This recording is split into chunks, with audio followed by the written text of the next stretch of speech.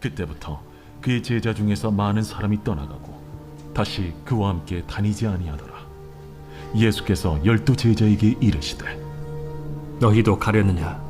시몬 베드로가 대답하되 주여, 영생의 말씀이 주께 있사오니 우리가 누구에게로 가오리이까? 우리가 주는 하나님의 거룩하신 자이신 줄 믿고 알았사옵나이다. 내가 너희 12를 택하지 아니하였느냐? 그러나 너희 중에 한 사람은 마귀니라. 이 말씀은 가룟 시몬의 아들 유다를 가리키심이라. 그는 12 중에 하나로 예수를 팔자노라. 아멘. 여러분, 떡 좋아하십니까? 아침 먹고 온 사람? 오, 손 내리죠. 거의 대부분은 안 든 친구들은 안 먹었겠네요. 야, 우리 어떤 떡 좋아하나요, 여러분? 다 맛있어? 그래. 역시 중학생 다르네. 우리 소년부에서 막 올라온 중1들은 소떡 제일 좋아하죠? 아니야? 소떡 아니구나. 역시 제가 잘 몰랐습니다. 혹은 어떤 친구들 나는 강목사님 언제적 소떡이에요, 저는 맵찔이 아니에요 하면서 엽떡 좋아하는 친구들도 있을 것 같습니다. 엽떡 좋아합니까? 그래요. 여러분, 저는 뭘 좋아할까요? 맞아요. 떡국 어떻게 알았지? 맞아요. 떡국 좋아해요. 그리고 저는 삼색 꿀떡 이런 것도 좋아합니다. 그 외에는 떡을 그렇게 즐겨 하진 않는 것 같은데요. 여러분들은 이제 보니까 아까 대충 반응 보니까 소떡에서 대부분 벗어난 것 같더라고요. 제가 이 단선 노인정 사역을 하면서 중등부 친구들이랑 이렇게 신방 갈 기회가 있었는데 중등부 여학생들은 떡볶이 되게 좋아하더라고요. 그래서 두끼 떡볶이, 고등부 친구들이랑 신방할 때는 한 번도 두끼 떡볶이 가자는 말을 안 했는데 두끼 떡볶이 가자 해가지고 막 저를 위해서 요리를 막 해주더라고요. 이게 특제 레시피에서 만들어주는데 맛은 넘어갈게요.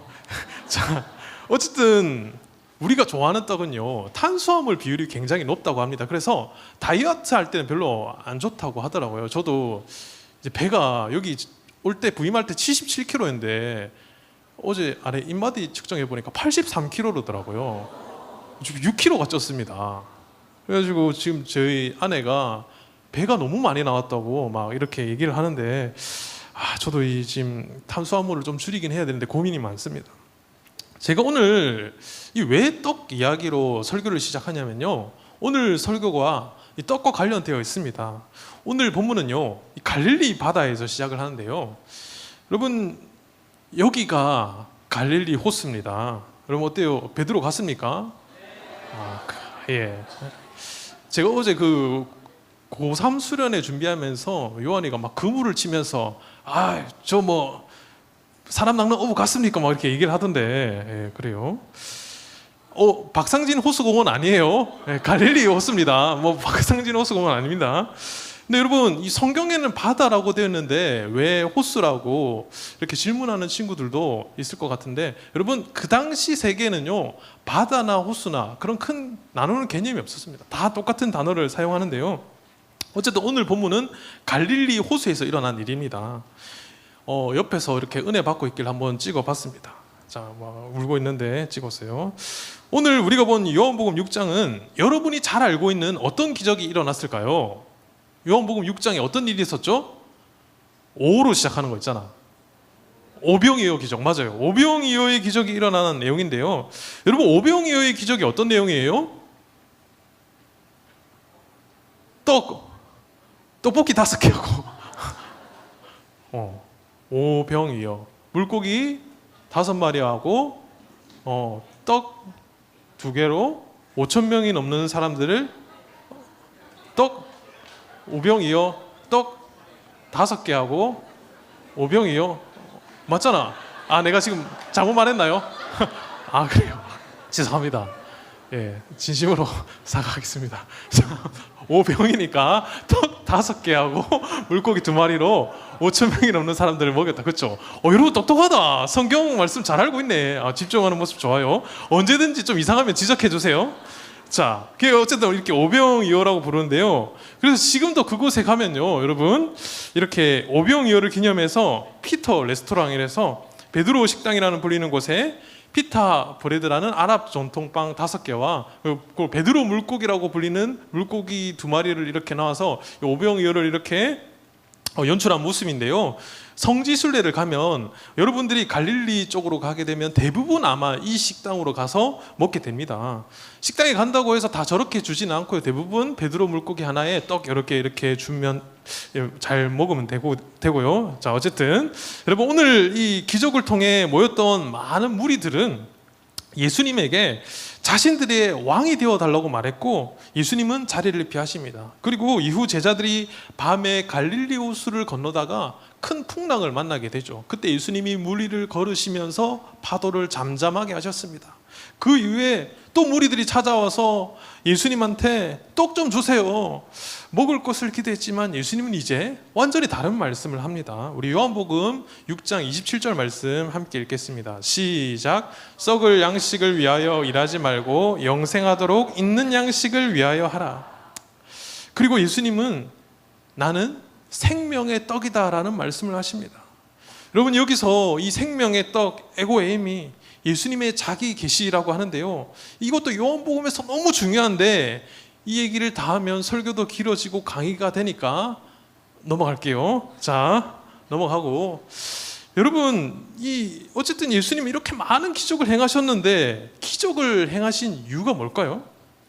예수님이 기적을 보여주신 이유는요, 이것을 통해 예수님이 하나님의 아들이심을 믿고 구원을 얻기 위해 보여준 것인데, 사람들은 여전히 예수님을 나의 출세의 도구, 지금 당장 내가 필요한 것을 해주시는 그런 정도로만 생각을 했다라는 거예요. 그러다 그게 아닌 것을 알고 실망을 하면서 오늘 본문이 이어지는데요, 오늘 말씀을 통해 우리가 3가지로 함께 은혜를 나누려고 합니다. 떠나는 신앙, 파는 신앙, 붙드는 신앙. 첫 번째 읽어주세요. 맞아요, 예수님을 떠나는 자. 여러분, 오늘 본문에서요, 6장에서 이렇게 많이 나오는 단어가 하나 있습니다. 뭐냐면 무리라는 단어예요. 2절과 5절과 22절과 24절에 나오는데요, 꼭 무리가 아니더라도 무리를 지칭하는 말씀이 굉장히 많이 나옵니다. 여러분, 예수님의 공생애를 살펴보시면 예수님은 항상 무리와 제자들을 구분하셨습니다. 여러분, 예수님은 아주 큰 목회를 하신 게 아니에요. 대중적으로 많은 사람들, 특별히 무리들이 모였을 때 물론 설교는 하셨지만 결국 가장 가까이 지낸 사람은 누구였을까요? 제자였습니다. 제자들은 예수님과 이 3년 반을 따라다니며 먹고 마시고 직접적으로 예수님과 관계하며 예수님을 가장 가까이서 지켜보았죠. 여러분은 무리입니까? 아니면 제자입니까? 아마 여러분들이 몇 번 들어봤을 만한 얘기인데요, 카일 아이들먼이 쓴 팬인가 제자인가 라는 책에 보면 이런 내용이 나옵니다. 여러분이 한번 읽어주세요. 교회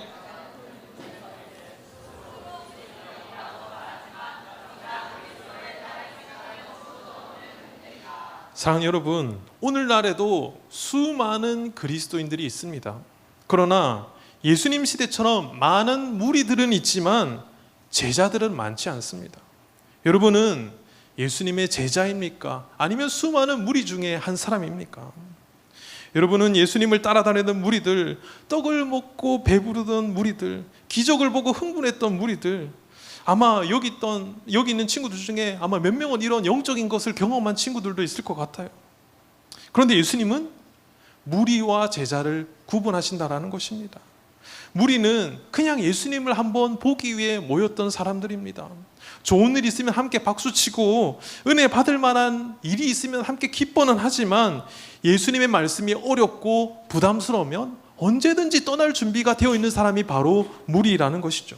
그래서 요한복음 6장 66절도 이렇게 기록합니다. 같이 한번 읽겠습니다. 시작. 그때부터 그의 제자 중에서 많은 사람이 떠나가고 다시 그와 함께 다니지 아니하더라. 여러분, 이들은 말은 제자라고 하면서도 사실은 제자가 아니었어요. 이들이 예수님께 바랬던 건 마치 알라딘의 요술 램프처럼 지금 당장 내가 필요한 것들만 예수님께 구하고 더 이상 예수님이 그런 것들을 주실 분이 아니라는 생각이 드니 즉시 떠나버렸다라는 것입니다. 여러분, 팬과 제자의 가장 큰 차이가 뭔지 아십니까? 팬도 예수님을 열심히 따라다닙니다. 그런데 펜은요, 예수님 열심히 응원은 하지만 실제로 자신의 삶을 바꾸지는 않습니다. 그런데 제자는요, 예수님 때문에 내 삶 전체를 내어드릴 준비가 되어 있는 사람이 바로 제자라는 것이, 사랑하는 여러분, 예수님은 우리에게 펜이 되라고 우리를 부르신 것이 아니라 제자가 되라고 우리를 부르셨습니다. 여러분, 예수님은 승천하시기 전에 우리에게 대위임령이라고 불리는 그레이트 미션을 우리 모두에게 주셨습니다. 우리 마태복음 28장 19절 말씀 같이 읽겠습니다. 시작. 그러므로 너희는 가서 모든 민족을 제자로 삼아 아버지와 아들과 성령의 이름으로 세례를 베풀고, 아멘. 여기 우리 지금 또 중국에서도 오고 필리핀에서도 오고 베트남에서 온 친구들 있는데요, 영어로 하면 이거예요. Go and make disciples of all nations. 사랑하는 여러분, 예수님은 우리에게 내 펜을 많이 만들라라고 하지 않고 모든 민족으로 제자를 삼으라고 말씀하셨습니다. 단순히 우리나라, 우리 동일 민족 넘어서서 모든 민족으로 제자를 삼으라고 말씀하셨다라는 거예요. 사랑하는 여러분, 여러분은 예수님을 따르는 제자입니까? 아니면 그저 따라다니는 무리입니까? 오늘 이 질문을 계속 할 거예요. 예수님의 말씀 앞에 이거 너무 힘들다 하며 떠나버리는 쪽에 설 것인가? 아니면 어려워도 예수님을 끝까지 한번 붙들어 볼 것인가? 오늘 말씀을 들으면서 한번 생각해 봤으면 좋겠어요. 여러분, 오늘 본문을 잘 살펴보면요, 예수님을 떠나는 사람들은 특징이 있습니다. 첫 번째는 뭐냐면요, 기적만 따라간다라는 거예요. 그럼 무리들이 왜 예수님을 따랐을까요? 성경은 그 이유를 분명히 기록하고 있습니다. 요한복음 6장 2절입니다. 큰 무리가 따르니 이는 병자들에게 행하시는 표적, 기적을 보았습니다. 예수님이 사람들을 불쌍히 여기시고 오병이어 기적으로 수천 명을 먹이셨을 때 사람들은 감동했지만 동시에 잘못된 기대를 품었습니다. 와, 예수님 따라다니면 빵이 공짜야. 내가 좋아하는 소금빵 얼마든지 먹을 수 있을 거야. 이분이 우리를 먹여 살려주실 거야. 여러분, 이 모습은 오늘날 우리의 모습과도 굉장히 비슷합니다. 시험 잘 보게 해주시면, 원하는 대학 일지망 쓴 거 꼭 들어가게 해주시면, 집안 문제 좀 해결해 주시면, 그때는 예배도 드리고 기도도 하지만 그게 해결되지 않으면 금방 마음이 식어버리기도 합니다. 예수님은 무리에게 이렇게 말씀하셨습니다. 요한복음 6장 26절입니다. 예수께서 대답하여 가라사대 내가 진실로 진실로 너희에게 이르노니 너희가 나를 찾은 것은 표적을 본 까닭이 아니요 떡을 먹고 배부른 까닭이로다. 즉 너희는 나를 하나님의 아들로 보지 않고 단순히 나의 배를 채워주는 분이라고 본다라는 것입니다. 여러분, 제자는요, 예수님을 내 소원 성취의 수단으로 보지 않습니다. 예수님 자체가 나의 목적이 되고 예수님 그분이 나의 생명을 믿고 따르는 것이 제자예요. 사랑하는 여러분, 기적만 따라가는 신앙은요, 오래 가지 못합니다. 저는 뭐 기적을 안 믿는 건 아닌데요, 너무 이렇게 기적을 의존하며 하는 신앙생활을 별로 좋아하지 않습니다. 하나님께서는 이미 우리에게 말씀을 통해 모든 계시를 주셨거든요. 둘째, 예수님을 떠나는 사람들의 특징. 둘째는요, 말씀을 받아들이지 못한다는 거예요. 예수님 이어서 더 깊은 말씀을 하십니다. 요한복음 6장 51절입니다. 나는 하늘에서 내려온 살아있는 떡이니 사람이 이 떡을 먹으면 영생하리라. 내 살은 참된 양식이요 내 피는 참된 음료로다. 그런데 이 말씀을 들었던 무리들의 반응은 어땠을까요? 우리 같이 한번 읽어보겠습니다. 60절입니다. 시작. 제자 중 여럿이 듣고 말하되, 쉽게 말해 뭐라 카노? 너무 어려워요. 도저히 안 믿겨. 혹은 부모님의 신앙이 굳이 나의 신앙일 필요가 있을까? 예수님은 필요한 것만 주시면 되지, 지금 당장 내가 구하는 건 단락하는 것만 주면 되지, 왜 굳이 이런 어려운 말씀을 하실까? 이런 생각을 했다라는 거예요. 성경 말씀을 통해 때때로 우리는 이런 도전을 받습니다. 내가 친구들 사이에서 손해를 보더라도 거룩하게 살아라. 내 원수를 사랑하라. 내 삶 전체가 예수님께 속해 있다. 여러분, 이런 말씀은요, 때로는 듣기가 부담스럽고 불편합니다. 그래서 그냥 안 듣고 싶은 거예요. 무리의 특징은요, 자기 귀에 듣기 좋은 말씀만 원한다라는 거예요. 그러나 제자는 때로는 불편해도 힘든 말씀이라도 받아들이고 순종하려고 한다라는 것이에요. 예수님을 떠나는 사람들의 특징 셋째는요, 결국 자기 길을 선택한다라는 거예요. 요한복음 6장 66절입니다. 그때부터 그의 제자 중에서 많은 사람이 떠나가고 다시 그와 함께 다니지 아니하더라. 여러분, 너무 슬프지 않습니까? 처음에는 다 제자라고 불렸던 사람들입니다. 그러나 사실은 진짜 제자가 아니었던 것이죠. 결국 예수님보다 내 생각, 내 길을 택했다라는 것입니다. 여러분, 우리도 예수님을 따른다고 말하면서 사실은 내 기준대로, 내 생각대로 길을 걸을 때가 굉장히 많습니다. 교회는 다니는데요, 중요한 선택은 늘 내 기준대로 합니다. 예배는 드리지만 나의 꿈과 진로, 인간관계는 하나님께 기도하면서 결정하지 않아요. 그게 바로 무리의 모습입니다. 예수님은 우리에게 이렇게 묻고 계십니다. 67절, 너희도 가려느냐? 사랑하는 청소년부 여러분, 오늘 이 질문은 예수님께서 지금 우리에게도 묻는 질문으로 받아들이시기 바랍니다. 너희도 갈래? 사랑하는 여러분, 당시 모였던 수많은 무리 중에 한 사람이 아니라 예수님의 참된 제자가 되기를 간절히 소망합니다. 두 번째는요, 여러분이 한번 읽어주세요. 예수님을 파는 자요. 요한복음 6장 70절 말씀 제가 읽겠습니다. 예수께서 대답하시되 내가 너희 12를 택하지 아니하였느냐? 그러나 너희 중에 한 사람은 마귀니라 하시니.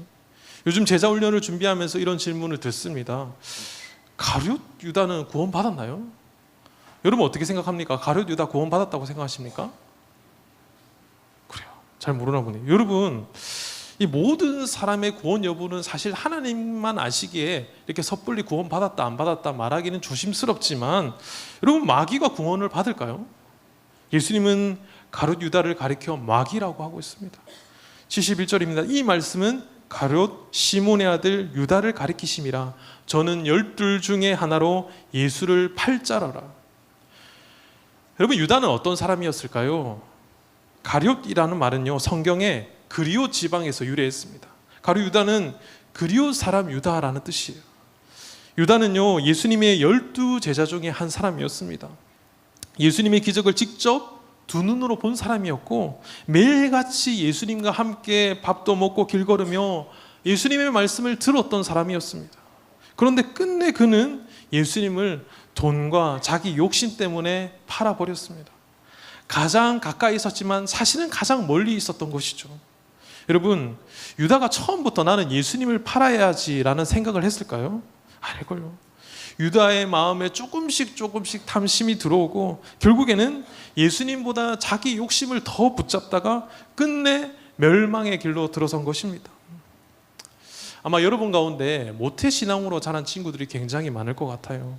부모님 손잡고 태어날 때부터 교회 다니고 찬양도 다 너무나 잘 알고 예배 순서도 잘 아는 학생들, 겉으로 보면 처음에 유다처럼 예수님을 가까이에서 잘 따르는 사람처럼 보입니다.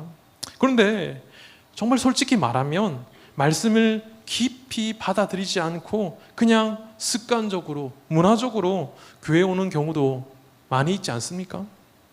이런 상태에서 세상에서 정말 매력적인 것들이 눈앞에 나타난다면 어떻게 될까요?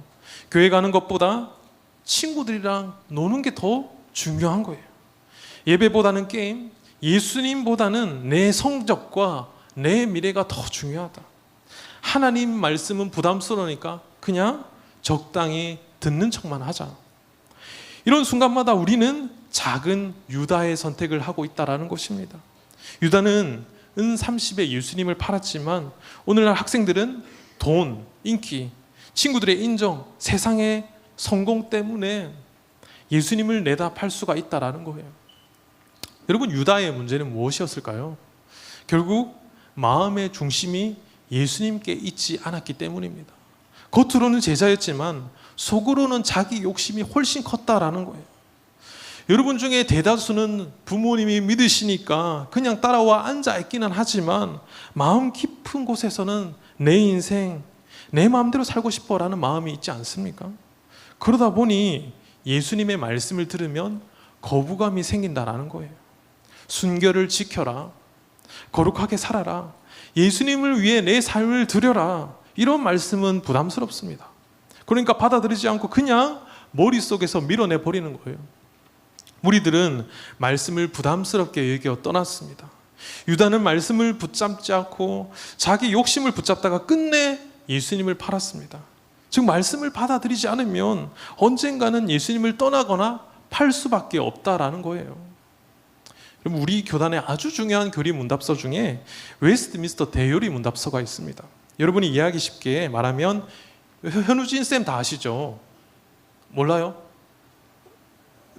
알죠? 현우진 쌤 뉴런 책 같은 건데요. 대요리 문답 3문입니다. 무엇이 하나님의 말씀입니까? 여러분이 답을 읽어주세요.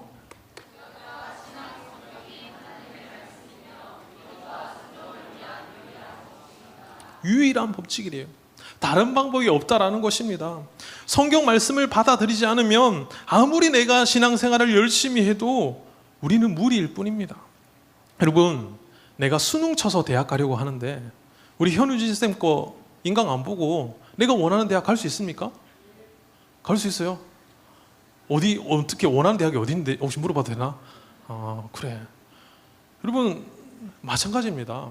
물론 뭐 체육 특기생, 내가 뭐 엄청 운동을 잘해가지고 뭐 전국 체전 가서 금메달 따면 내가 원하는 대학 갈 수 있겠죠. 그런데 웬만하면 어려워요. 마찬가지로 내가 성경 말씀을 제대로 보지 않으면요, 따라가지 않으면 우리는 절대로 제대로 된 신앙생활을 할 수가 없다라는 것입니다. 사랑하는 청소년부 여러분, 여러분에게 은 30은 무엇입니까? 더 많은 인스타 좋아요를 받고 싶어서?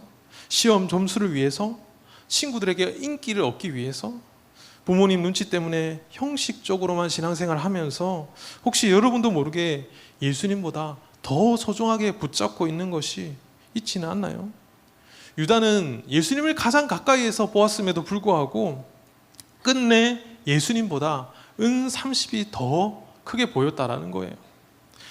오늘 우리는 우리 마음속 예수님보다 더 소중한 것이 무엇인지 진지하게 한번 생각해 봤으면 좋겠습니다. 예수님을 떠나는 사람은 말씀을 부담스러워하며 외면합니다. 예수님을 파는 자는 예수님보다 이 세상의 가치를 더 사랑합니다. 그러나 참된 제자는 불편해도 말씀을 붙들고 힘들어도 예수님을 붙잡습니다. 여러분, 제자 훈련은 바로 이 차이를 만드는 훈련입니다. 여러분, 끝까지 무리로 남으시겠습니까? 아니면 끝까지 예수님을 따르는 제자가 되겠습니까? 바라옵기는 끝까지 예수님을 따르는 저와 여러분들 되시길 간절히 축복합니다.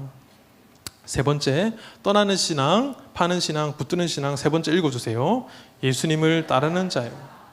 많은 사람들이 이렇게 예수님을 떠나가자 예수님은 남은 12제자에게 이렇게 물으셨습니다. 너희도 가려느냐?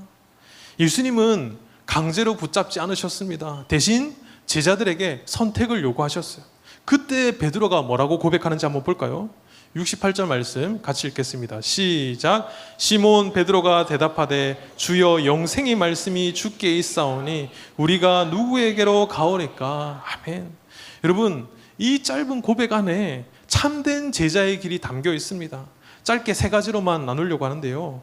첫 번째는 영생의 말씀은 예수님께만 있다라는 거예요. 세상은 우리에게 수많은 선택지를 제시합니다. 좋은 성적, 인기, 성공, 돈, 이것들이 다 우리의 행복을 준다고 말하고 있습니다. 하지만 그것들은 여러분 잠시뿐이에요.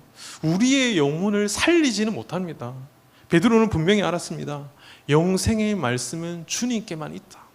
진짜 생명, 진짜 참 만족은 예수님께만 있다라는 고백입니다. 사랑하는 여러분, 다른 데서 이것을 찾지 마시기 바랍니다. 다른 것은 일시적일 뿐이에요. 이사야서 40장 8절입니다. 풀은 마르고 꽃은 시드나 우리 하나님의 말씀은 영원히 서리라 하라. 아멘. 우리에게 영원한 생명을 주는 말씀은 예수님께만 있는 줄 믿습니다. 둘째는 제자는 완벽하지 않아도 예수님께 붙잡힌다라는 거예요. 베드로는 앞서 이런 믿음의 고백을 했지만 이후에 실제로 예수님을 3번이나 부인하는 선택을 합니다. 이에 베드로가 예수님의 말씀에 닭 울기 전에 내가 3번 나를 부인하리라 하심이 생각나서 밖에 나가서 심히 통곡하니라. 제가 성경을 읽으면서 참 안타까운 장면이기도 했고 또 몰입이 되어서 굉장히 참 씁쓸했던 말씀인데요. 그러나 여러분, 이 베드로의 선택 가운데 차이는 분명히 존재합니다. 베드로는 실패해도 다시 예수님께 돌아왔습니다. 여러분, 제자는 완벽한 사람이 아니라 넘어져도 다시 예수님께 붙잡히는 사람이 바로 제자예요. 여러분 중에 제자의 길을 열심히 걷다가 혹시 이유 모를 시험이 들어서 지금 잠시 멀리 떨어진 친구는 없나요? 만약 그렇다면 다시 돌아오시기 바랍니다. 제자는요, 완벽한 사람이 아니에요. 넘어져도 다시 돌아오는 사람이 제자라는 거예요. 셋째는요, 제자 훈련은요, 예수님을 붙잡는 훈련입니다. 아래 내용을 여러분이 한번 읽어주세요. 시작.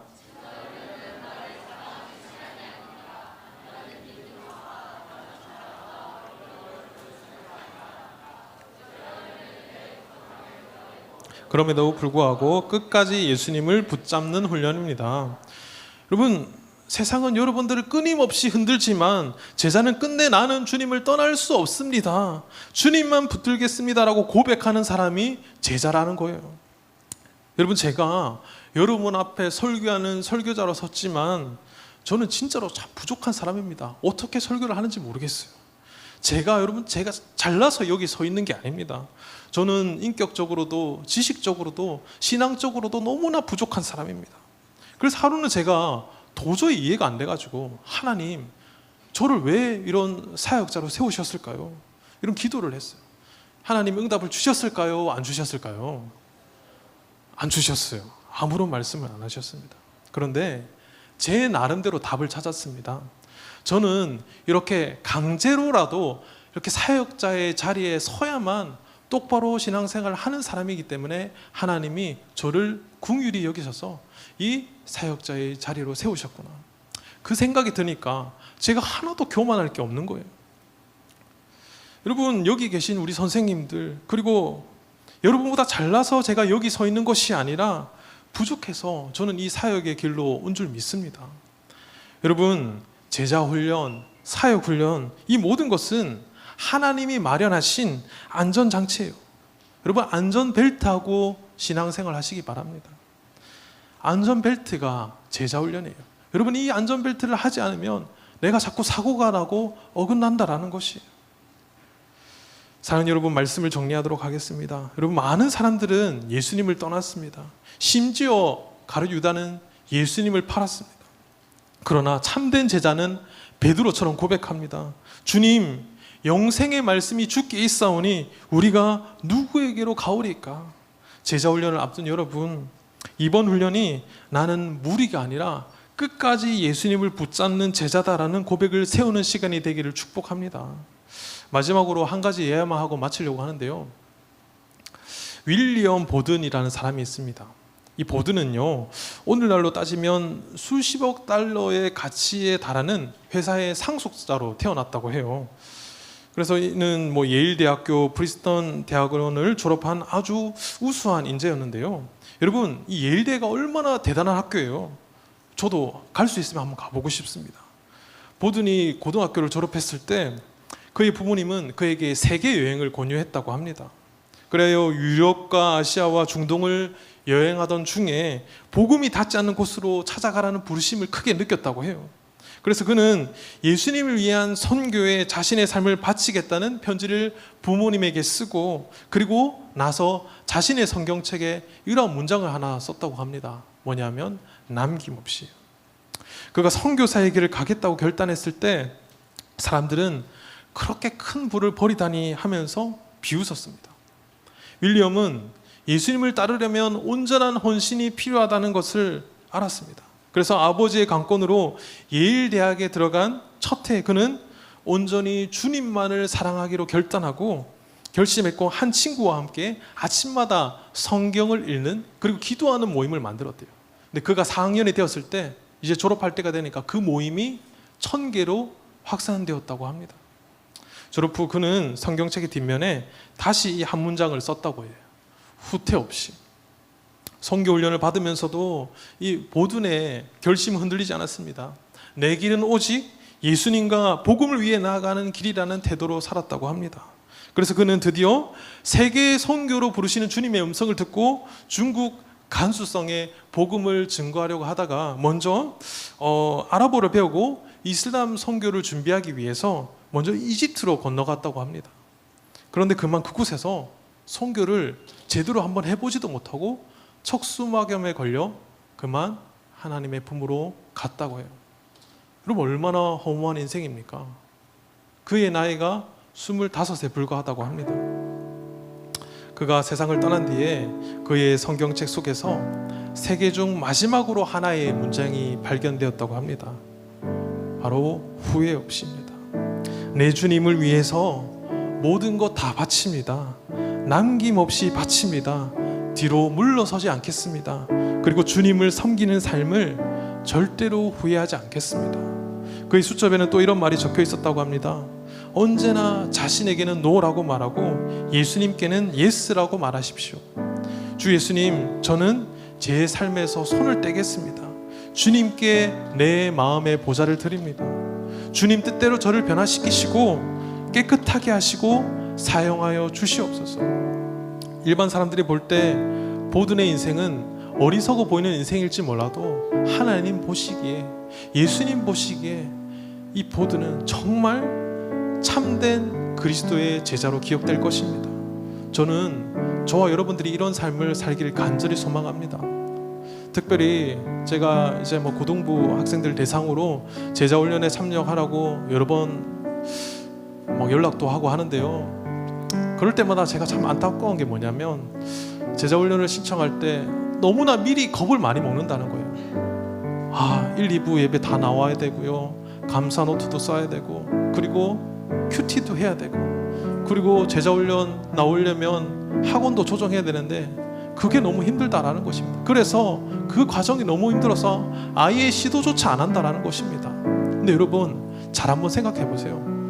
정말 내가 수료가 목적이 아니라, 이수가 목적이 아니라, 내가 예수님의 제자로 한번 살아봐야겠다. 내가 비록 부족하다 할지라도 여러분 도전하시기 바랍니다. 제자는요, 예수님을 끝까지 붙잡는 사람이 제자라는 거예요. 여러분 인생의 신앙생활에 성공과 실패보다 중요한 것은 내가 끝까지 예수님 붙들고 있는 거예요. 여러분 곰곰이 생각해봐도 하지 않는 것보다 내가 감사노트 한 줄 더 쓰고 설교 한 줄 더 쓰고 큐티하는 것이, 비록 내가 그 일주일에 그 과제를 수행하지 못한다 할지라도 그게 여러분 인생에 분명히 이득이 되는 것입니다. 여러분 너무너무 미리 두려워하지 마시기 바랍니다. 일단 신청하시고, 여러분 물론 제자훈련한 친구들 중에 찬양팀과 미디어팀은 수료를 해야 돼요. 이수해야 되지만 내가 다시 한번 신앙생활을 시작하겠다, 제자가 한번 되어보겠다, 더 이상 내가 무리가 아니라 제자가 한번 되어보겠다는 친구들은 지금이라도 늦지 않았으니까 여러분의 여러 사정과 상황을 내려놓고 일단 제자훈련에 한번 신청하고, 오늘 말씀을 듣고 주님 제가 무리가 아니라 제자로 살아가겠습니다 하는 결단을 할 수 있기를 예수님의 이름으로 축복합니다. 아멘. 기도하겠습니다.